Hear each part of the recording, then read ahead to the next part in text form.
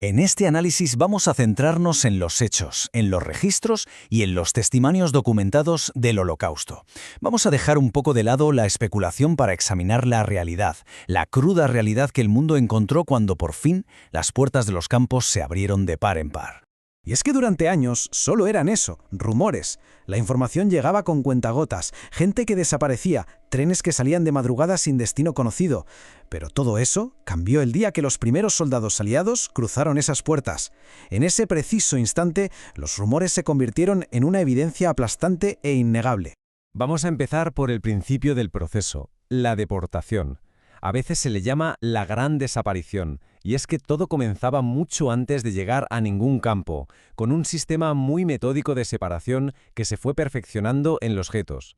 Lo más escalofriante de este sistema es que el peligro no se anunciaba con gritos ni con alarmas, sino con todo lo contrario, con silencio.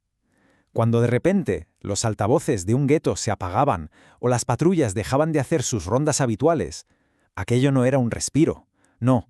Era el preludio de una nueva selección, de una nueva lista de nombres a punto de ser leída.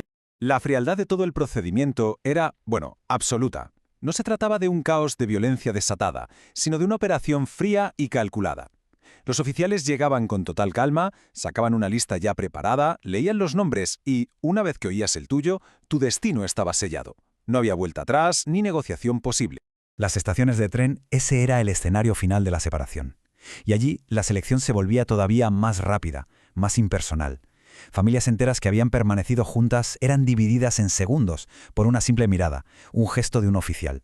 Un movimiento de cabeza a la derecha podía significar, entre comillas, sobrevivir un poco más. Uno a la izquierda, el final inmediato. Una vez completada la deportación, el proceso de deshumanización se aceleraba.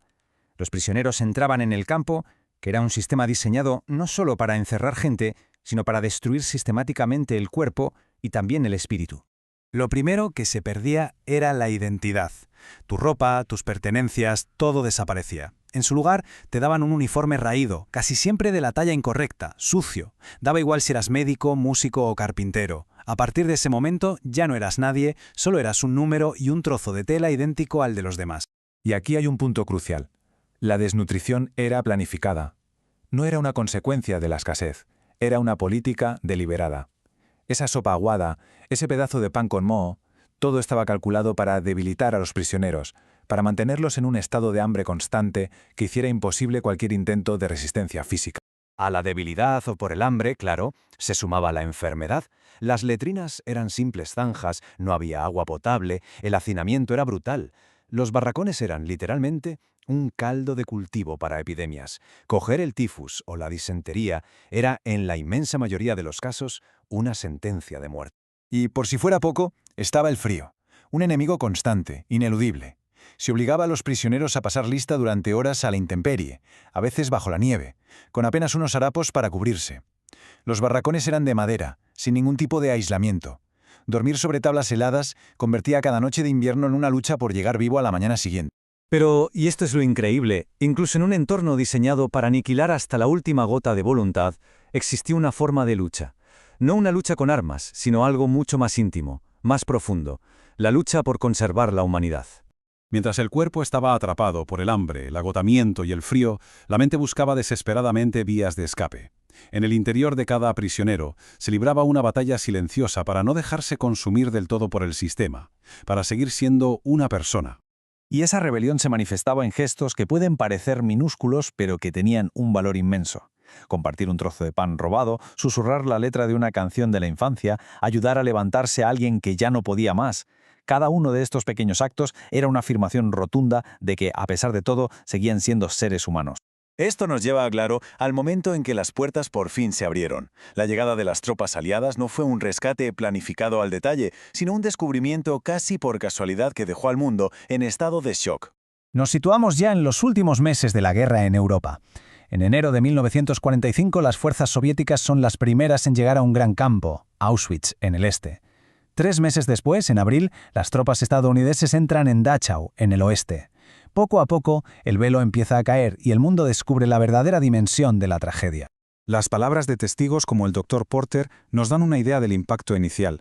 No era solo lo que veían, los cuerpos apilados, los supervivientes esqueléticos, era una sensación abrumadora, el olor, la sensación de estar en un lugar donde las reglas más básicas de la existencia humana habían sido completamente aniquiladas. Hay que entender que aquellos soldados, por muy veteranos que fueran, no estaban preparados para algo así. Estaban entrenados para la guerra, para el combate, pero no para esto. La reacción fue visceral. En algunos casos, como ocurrió en Dachau, el horror fue tan insoportable que provocó ejecuciones inmediatas de los guardias del campo por parte de las tropas liberadoras. Y después del shock, después del descubrimiento, llegó la necesidad de juzgar lo ocurrido. El objetivo de los juicios de Nuremberg no era solo castigar a los culpables, sino crear un registro histórico, una prueba irrefutable para el futuro. Durante los juicios, la tónica general fue la negación de la responsabilidad. Altos cargos como Fritz Sauckel, que era el jefe del programa de trabajo forzado, alegó que él solo organizaba mano de obra. Alfred Jodl, jefe de operaciones del ejército, se excusó diciendo que su función era puramente militar. Todos intentaron reducir sus crímenes a simples tareas burocráticas, a ser una pieza más del engranaje. La conclusión para los condenados a muerte fue deliberadamente administrativa, nada simbólica. Tras las ejecuciones, sus cuerpos fueron incinerados y las cenizas esparcidas en un río. La intención era muy clara: evitar a toda costa que sus tumbas pudieran convertirse en lugares de peregrinación o de culto en el futuro. Y este es el punto fundamental de todo esto. La condena de estos hombres no se basó en testimonios que pudieran ser cuestionados, sino en sus propios archivos. La meticulosa burocracia del régimen, las órdenes firmadas por ellos, las listas de transporte, los registros de trabajo, incluso los planos de los crematorios, se convirtió en la prueba irrefutable de sus crímenes. Ellos mismos documentaron su propio horror. Entonces, después de que se leyeran los veredictos y se sellaran los archivos, la pregunta es, ¿qué es lo que nos queda? Quizá la respuesta esté en esos mismos documentos, una prueba innegable, fría y burocrática de lo que ocurrió, y con ella, la enorme responsabilidad de no olvidarlo jamás. Gracias por habernos acompañado.